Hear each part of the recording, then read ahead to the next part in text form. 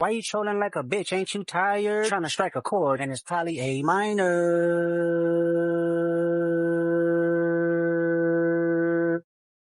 They not like us. I don't know if this is common knowledge, but I'm sure there's some black people wondering, like, why are all of the Asians and Middle Eastern opening up in the hood? Why is every beauty supply, every gas station, every corner store owned by someone who's not of us? Y'all are really all the way out here unapologetically selling Juneteenth t-shirts to people? Okay. Hey, I'm Shauna from Shop the Hood, and since I've got my dropping some black-owned business earrings on, let me give you some black-owned businesses that you could be shopping with during Juneteenth. Because, girl, what? Yeah, since I put out this black buying guide, making it easier for us to go shopping with each other, let me just show you some black-owned business that you could be shopping with, keeping their money in the community. We've got Black and Ugly with their Juneteenth t-shirt, and they also have a Green Book clothing line as well. Black Facts Clothing has this wonderful Black Inventors t-shirt. Jammy Artistry always comes in swinging with their Teach What Really Happened t-shirts. And Art Piece has their Woke Up Black Again. What a blessing. Power and Black Tees has a full line of Juneteenth products and apparently a great sale going on. And talking about always having a good sale, you know, God ain't petty, but I am. I will always keep shopping with her because, yes, I have this t-shirt also. Resilient Grace has a Juneteenth collection that you can go shopping with her. And she just keeps the Black history flowing on in her entire line. And Urban Ebony Designs have things that are absolutely for the culture. And since we're on 30 Days of Scams and businesses to not shop with that will absolutely be going into the 8 No Way section, did you guys steal Urban Ebony's Designs' entire website? And I'm talking to you, Kennedy 1865, because what? Yeah, you guys will absolutely be placed in our Ain't No Way section, but here's a little heads up to the community. If you're looking on the website, you don't see any of their social media links, don't go shopping there. Because somehow they advertise on social media, but they don't have a social media account. Yeah, that says fishiness. Yes, protect the Black dollar as best we can, because they are unapologetically all the way out here trying to sell you something, taking the money out of our community. Yeah, this is going to be an absolute no. Look, y'all, I don't know how true this is. But a little birdie then told me that them Asians, they planning a coup. Because supposedly they're about to drop some Juneteenth specials this coming week to try to get us back in their beauty supplies and their nail salons. Don't fall for the okie doke. Don't fall for it. But they supposedly trying to set up some Juneteenth discounts to get y'all back in their establishments, and we not having it. Please don't fall for the BS. Keep your head on swivel, stand firm, and stay out of their businesses. That man in Triple Dog dared us, and we finna take this to mile. We finna take it all the way through. Don't fall for it. Don't fall for it. We don't need no Juneteenth specials from them. Drop in y'all comments if y'all start seeing the advertisements. Drop in the comments once you start seeing them, so we can know what city's trying to do it. One band, one sound. What's up, everyone? Today's topic has got the social media buzzing. Yes. So today's topic is centered around Juneteenth and business relationships and the ongoing conversations surrounding consumer power in America. And according to discussions taking place online, some Asian-owned businesses began promoting Juneteenth sales, discounts, and special offers that were aimed at attracting Black consumers. However, instead of receiving praise, many Black Americans responded with skepticism and criticism. So, what was the reason? Some people believe that these gestures only appeared after ongoing boycotts and changing spending habits reportedly affected certain businesses. So let's continue getting into these clips. Let's just get it important to remember that social media reactions don't just represent everyone. Not all Black Americans feel the same way, and not all Asian business owners have the same intentions. But what we are discussing today is the conversation that has gone viral online. So let's get into these clips. I'll be back with more commentaries. Stay tuned. So y'all know it's an Asian. We not doing the stores, right? So I haven't either, but I kind of have to go to the gas station because there are no Black-owned gas stations like around here. If you know some, please tag them. But I also have to go in there and get my products. You know what products I'm talking about? The Quick Trip don't sell them products. So when I say they have been being extra friendly, I mean, I went in the store and the man gave me, I think the price of the stuff was $6.99. I promise you that man charged me $4.99. And I've been going to that store for years. He was like, "Hey, how you doing? You need anything else? We got they is trying to get y'all need but they have been friendlier than ever now. Going to them stores, I bet they be a little bit more friendly. They have learned. I don't think they learned enough, but I'm still boycotting. I'm just letting you know, them attitudes done changed in them stores, just so y'all know. It's not hurry up and buy. It's let me see what I can do like it should have been in the first place. I need some advice. A big reason for boycott Asian businesses is because of the disrespect that Black people feel at an Asian business. Y'all are tired of being followed around. Y'all are tired of the owners thinking everyone's gonna steal. And I don't like that. If I was disrespected by any ethnicity, I would never go back to that store. And this is a serious question that I'm asking. How can you protect your business without seeming racist? Because unfortunately, death happens all the time. I've already heard a few suggestions like, get out of that neighborhood. Or death is part of business, just put up with it. But I don't think those are the answers either. Because if a business leaves the neighborhood, then people complain that why is the business leaving the neighborhood? Like Rite Aid leaving South Chicago. I think a lot of younger Asian business owners want to stand in solidarity with Black people, but they also want to protect their business. I think any business, regardless of ethnicity, wants to protect their business. So how can they do so without seeming racist or disrespectful? So there's a restaurant near me, not really, probably about 35 minutes with good traffic. And it's an Asian business, and you know, the kid of said business is posting to get some sort of like, not reaction, but more so like, you know, there's no customers coming in, da da da da da. And the comments are full of Black people saying, sorry. And it's like, and you know, it was like, well, you know, because where are the other Asian, where white people were, Hispanic people were, all these other people that support that business? There's no way in hell that only Black people come to your businesses. That's insane to me. The fact that now that Black people aren't going out to their businesses, there are no customers, which should show you that other communities in this country don't support your businesses. And then other people are in there saying, oh my God, well, this is in Chinese business. This is Vietnamese. Last time I checked, Asian people always came together against Black people. When it was that, it was never, oh, we're Chinese, oh, we're Vietnamese, oh, we're Japanese. It was Asian, period.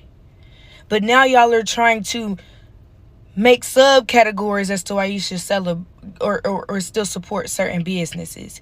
And now that people saying, well, I mean, y'all don't support no Black-owned businesses. I mean, we don't know. They saying it's a blackout, right? Type deal, which I respect. I understand. I'm also doing that. And everybody's like, oh my God, everybody in the comments are racist. Not spending your money with people who will follow you and harass you around the store is now considered racist because you don't want to spend your money there, when white people rarely ever spend their money with you.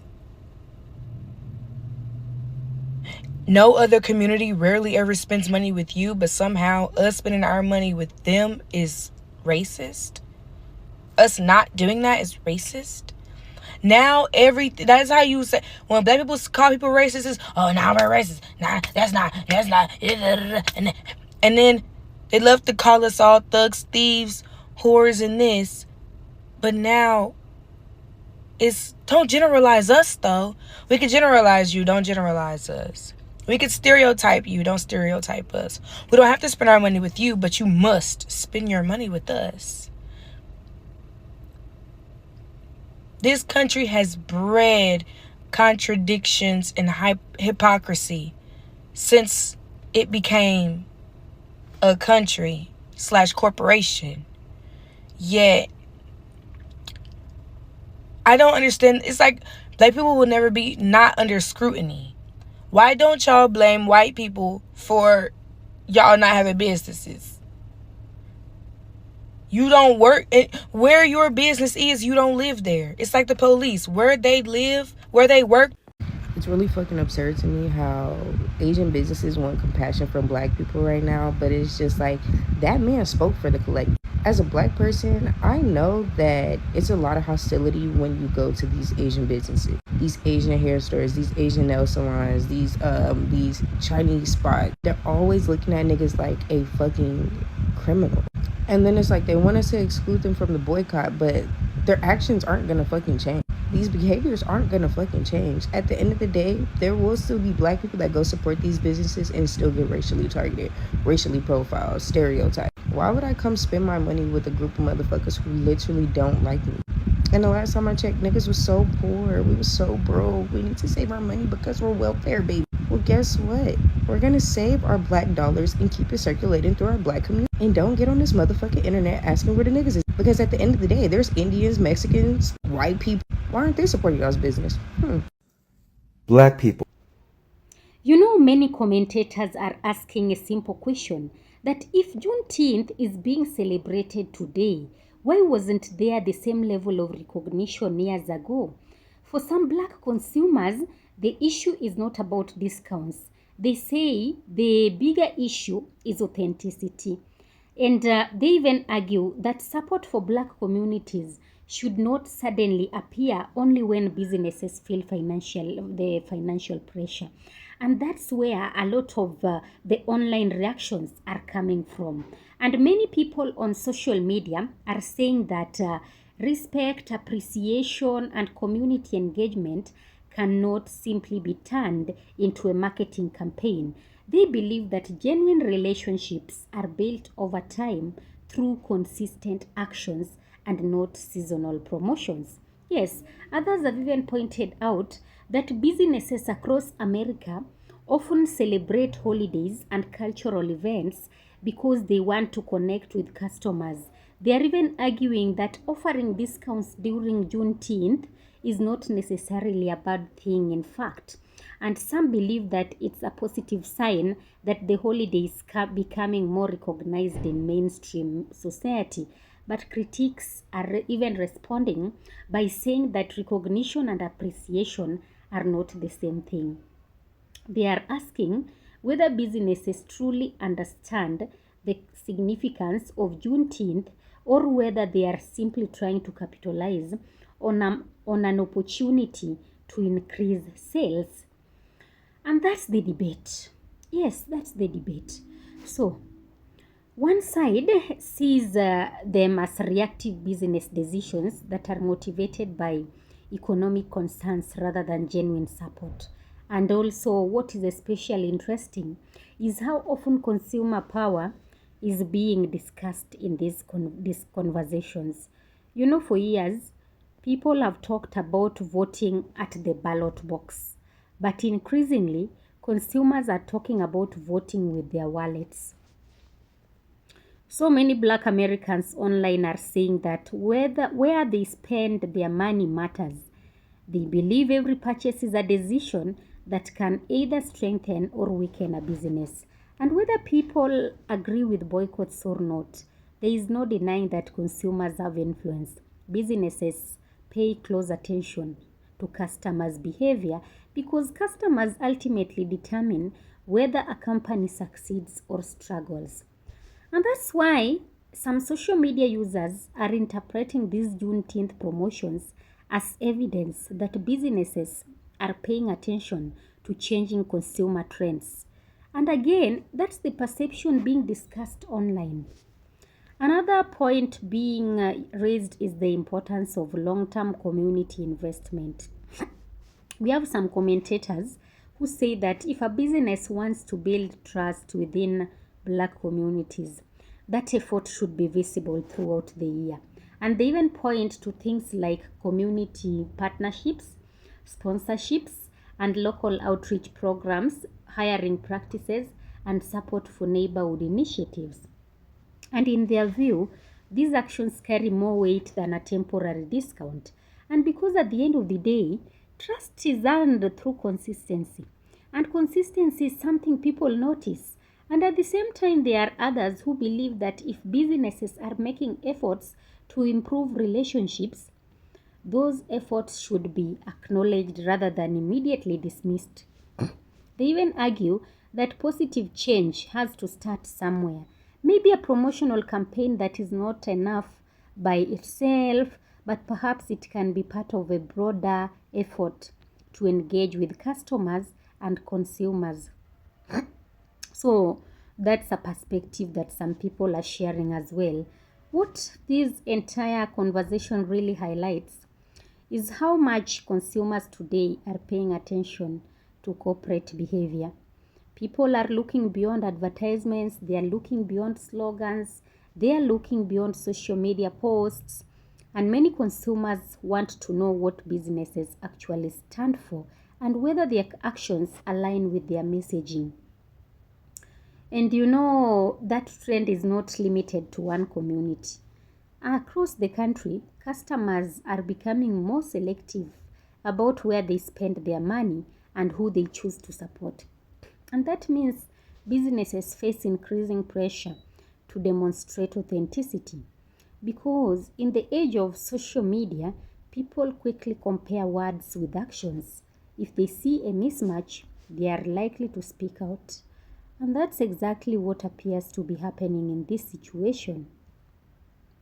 Whether these Juneteenth promotions were motivated by genuine appreciation, business strategy, or a combination of both, the public reaction shows that many consumers want more than discounts. They want transparency, they want consistency, and they want relationships that feel authentic rather than transactional.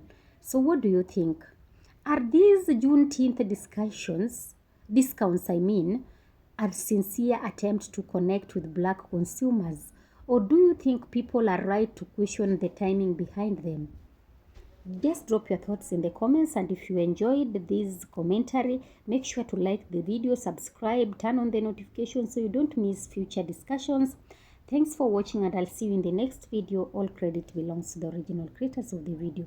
This video is meant for educational purposes and commentary purposes as well.